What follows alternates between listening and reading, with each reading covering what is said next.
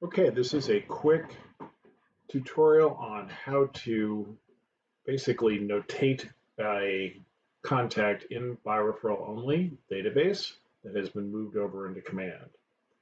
So the first thing we do is we go into edit so this contact's already been copied into command and all the data is in there. So the next thing we go back and mark this contact in the following fashion. Go to edit contact. First thing we do is we check the little red flag that says we have imported it to command. Then scroll down.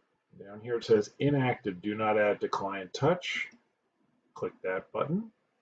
Hit save.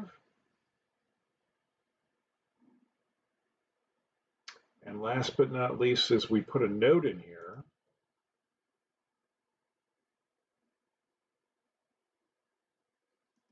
There we go. And the note is a pre-populated quick note. Imported to command, no more use. Save. And pin the note to the top of the file.